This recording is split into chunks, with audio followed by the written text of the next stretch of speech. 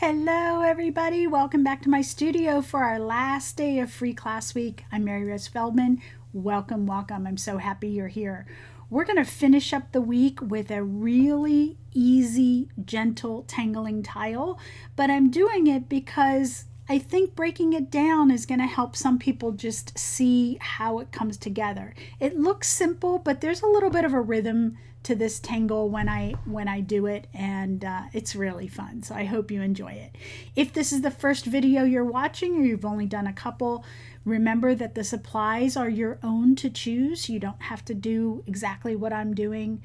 Use the pens that I'm using. Use whatever you like. When you pick up your supplies, I hope that it just makes you feel nice and relaxed and calm and inspired and curious and all the great things that comes with a creative journey. So thank you for being here, and let's wrap up this week with something a little bit fun. But before we do anything, we've got to have a moment of gratitude. So take a couple deep breaths. Inhale, exhale.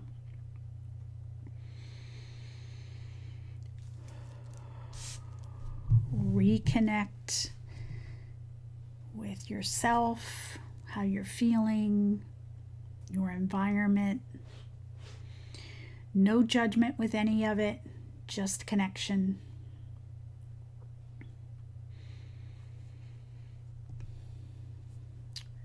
The affirmation card that I pulled before class. I release my fear of judgment so that I can soar as my own beautiful, unique being. Take as long as you like for your moment of gratitude and breath. Come back when you're ready to tangle. There's the affirmation card. Many people like to see the card chosen from my affirmation deck. Okay. All right, so for supplies today, I'm working in the circle, a Zentangle, about 4.5 inch round, a little bit bigger than a 4.5, but it doesn't matter. You can work this in round, square, journal, anything you like. And we're going right to pen today. I'm going to grab my 05. This tile's going to go quickly. It's a monotangle we're doing, which means that it's one tangle pattern. You are welcome to add as much flair to this as you would like, but I'm going to break this down for you. So this is a new to me tangle, and it's called Fescue Ball, and it is by Alice Hendon.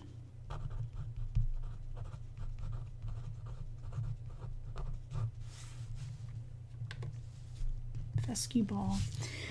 And fescue is one of my go-to tangles. It's the one that I love to fill in on a tile. It's organic, it's flowy. I love S-curves. It just has everything for me when I want to just tangle with my favorite tangles. But I had never seen it done this way. So we're going to somewhat fill this circle with fescue. And we're going to go right to our tile. All you need to begin is a dot orb in the center-ish.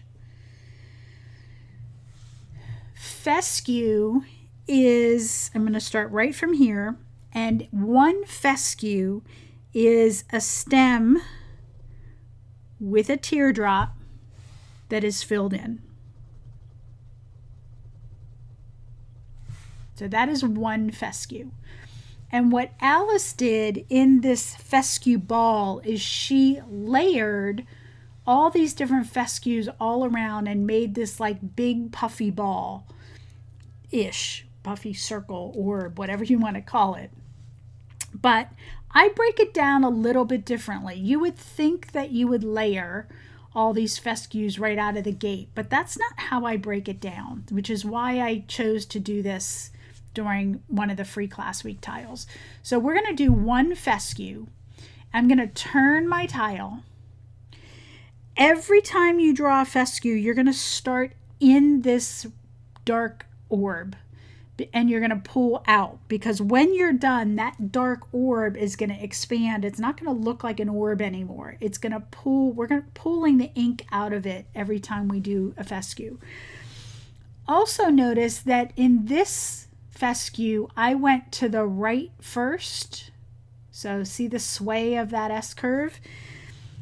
When I turn my tile and I do another one, I don't always want to go to the right. I don't want these S curves to all be the same. So this time I'm going to go to the left, curve it up. It goes a little bit longer. We want varying directions and we want varying lengths. So I'm going to turn the tile again. Maybe this one's a little bit straighter with a little bit smaller of a teardrop. So notice how spaced they are. Turn my tile.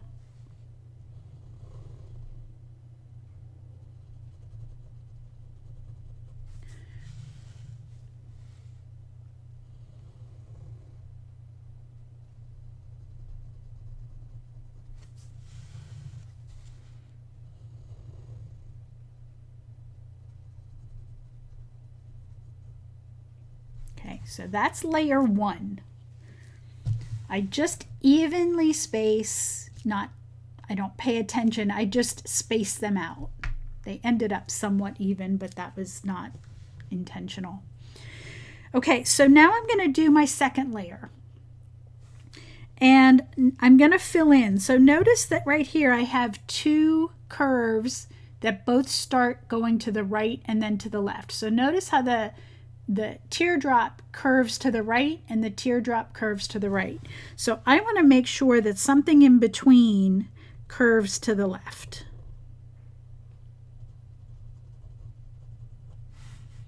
So see how I started in the center, but I went to the left first so that this time it curves in a different direction.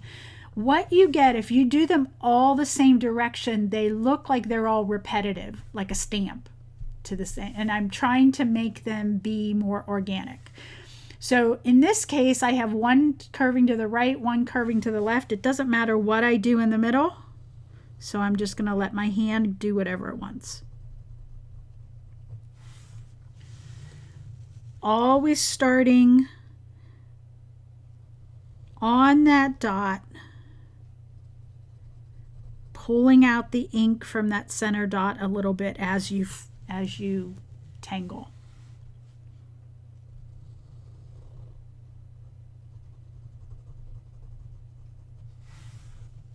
So see how right here I ended up with 2 exactly the same pen strokes. Next time around I'm going to make sure I throw something different in there.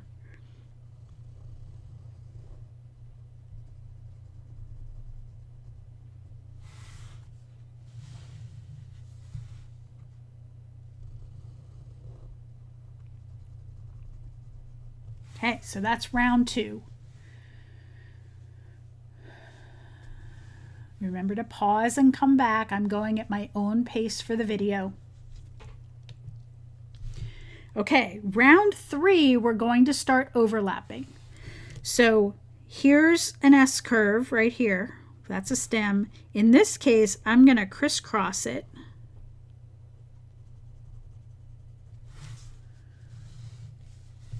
So I have, see what happens when you get 2 of the same. So I'm going to go right here and I'm going to try to break that up.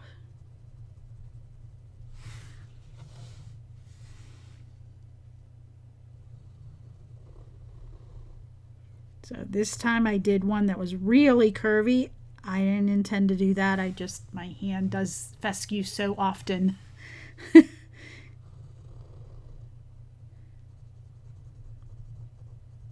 It sometimes takes over.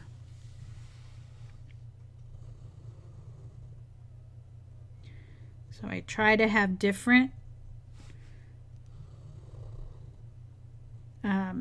teardrop sizes at the end. Some of these curves, notice how some are a little bit more of an S curve, some are a little bit shallower of an S curve.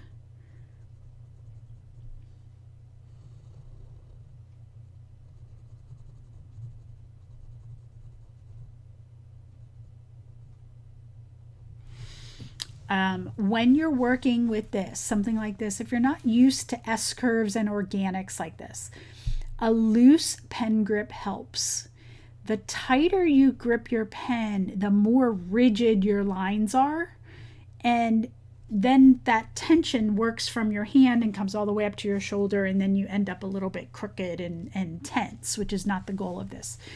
Especially when you're doing curvy lines, a very loose pen grip helps because you're trying to get that organic flow, and the flow is a little bit easier to achieve when you have a loose pen grip.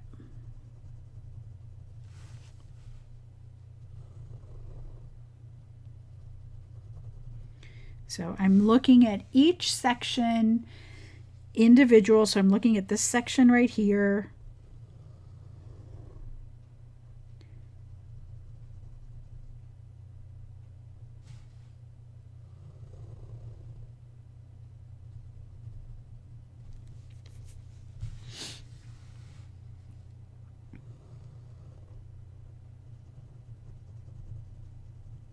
You can air draw also.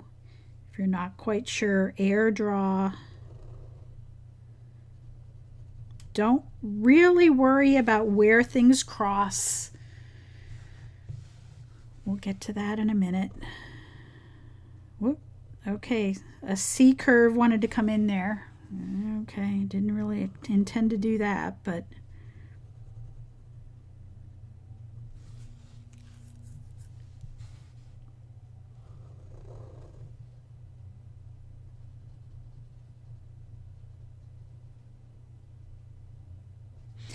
so you should now look and be able to see the center. See how it's not a dot anymore? Every time we start in the center and pull ink out, it makes that orb in the center less of an orb. And now it looks like that every stem of your fescue is just flowing right out of that center.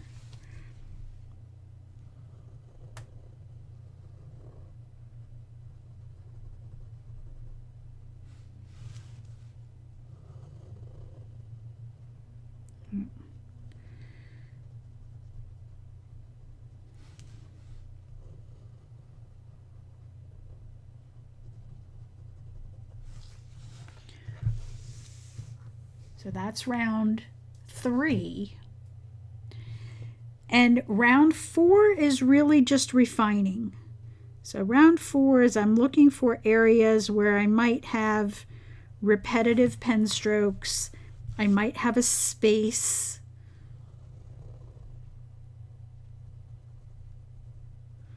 Maybe I want to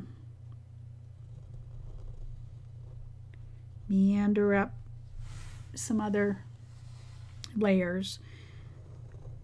So I'm not paying attention to how that center is flowing out of each other. I'm just letting the center be a little bit messy.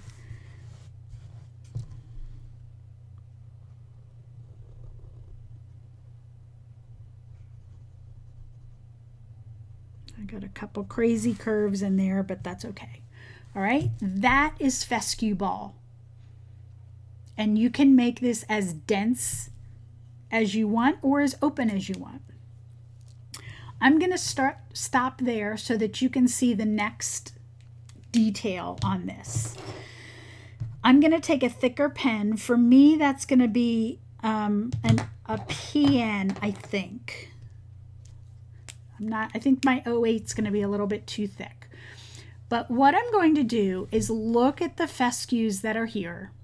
And I'm going to pick the ones that I think catch my eye. And so I'm going to say this kind of jokingly, but your favorite pen strokes is sometimes how I think of it. Like this pen stroke right here for that fescue just is so flowy and easy to my eye and my hand. So I'm going to choose to thicken that. What we're looking in this step is to have some thick stems and then some thin stems. You don't want to go overboard. everywhere, every stem that you thicken or darken is the stem that we're going to add shading to. So you don't want to go overboard with this. You can always add more. I also try to make sure that the stems that I choose are going in different directions, that they all don't go to the left or to the right.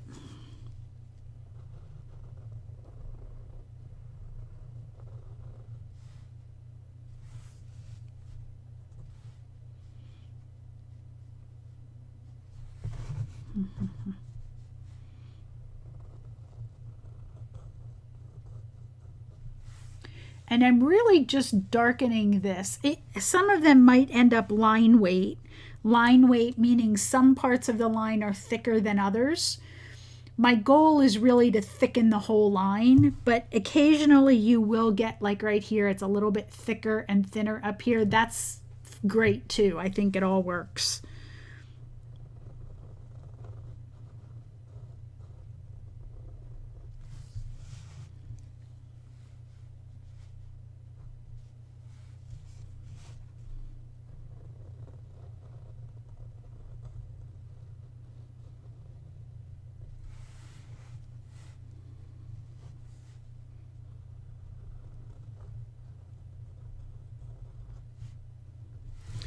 So that when you look at your tile after doing that, you should start to see a little bit of dimension because you've got different line strengths happening. The thinner lines are going to fall to the back. The thicker lines are going to come forward, which is usually the opposite. Usually darker things fall to the back, but in this case, the thicker things catch your eye, the thicker lines. Once you're finished with that, come on back and grab your graphite. What we're going to do is shade the lines that you thicken. Usually when I do that, I shade the inside curve, but it's not like here it's an inside curve, but now it's an outside curve. So it's not a rule or anything like that. I'm kind of shading whichever side of the line I feel needs it. But usually my goal is the inside curve, at least to start, and then flow it down. Like right here, this line is thicker, so I'm going to shade that inside curve. This line is thicker. I'm going to shade the inside curve. And actually, you could probably mix it up. Do the inside curve and the inside curve. That'll be interesting.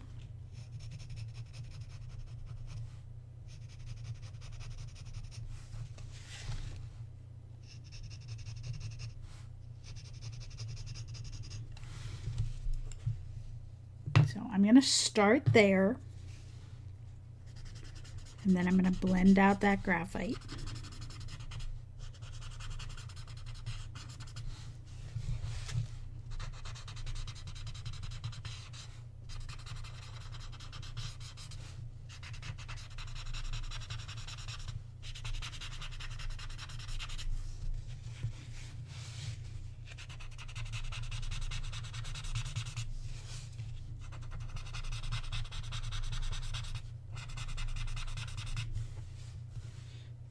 And there you go. So now look at the interest. We've taken flat layered fescue, and with thickening lines and just a little bit of shading, you've got dimension going on. You can keep adding dark lines and shading. Just make sure you don't go too dark. And it just, I think, is so organic and beautiful. And yes, I'm biased because fescue is my favorite, but you can take this approach with different flowy tangles that are on a stem. Damsel leaf comes to mind for sure, and there's many others. What if you did this with a zinger? Zinger is another tangle that comes from a stem. Anything like that, but I love this. So one of the things you can add, we're going to do two things for flare. I'm going to just take my 05 pen, and instead of dark dots, you know, because I do love orbs and dots and things like that, instead of dark dots, I'm going to come to random fescues, and I'm just going to add very tiny dots with my pen. I'm going up and down with my pen, almost like a stipple dot. And I'm just picking and choosing, intuitively picking and choosing which fescues I'm going to add these little dots.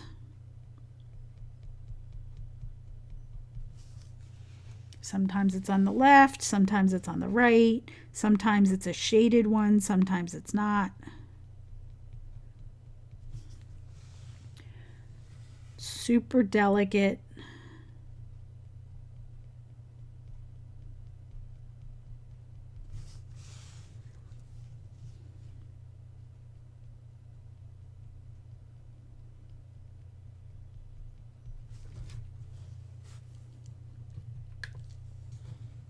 And it just adds this sweetness to a very simple tangle. I thought long and hard about using this tangle because it is so simple, but these details make it, and doing the layering, you know, helps. And I thought maybe that would be helpful for some to actually see the breakdown of how to layer. The last thing I'm going to do on this with my graphite is I'm just going to add a very decent amount of graphite around my edge. I like to do this just to soften the edge sometimes. So my pencil is almost completely horizontal. I'm using the very flat edge of the graphite.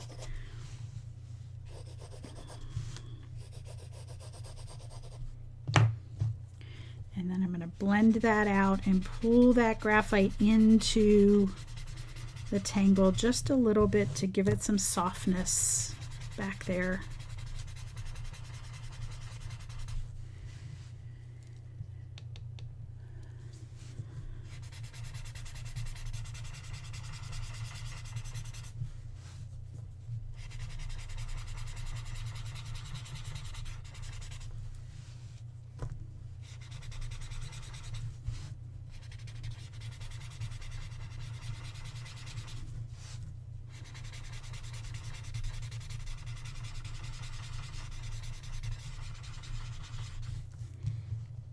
And that just softens the edge just enough.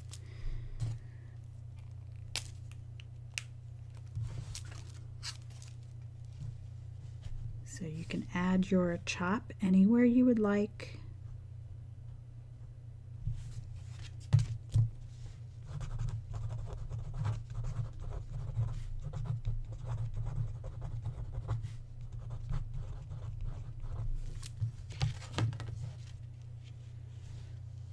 Love it, love it, love it. Okay, take a good deep breath. Moment of gratitude. From the bottom of my heart, thank you for tangling with me this week. I hope you enjoyed it and have a great creative journey. Bye.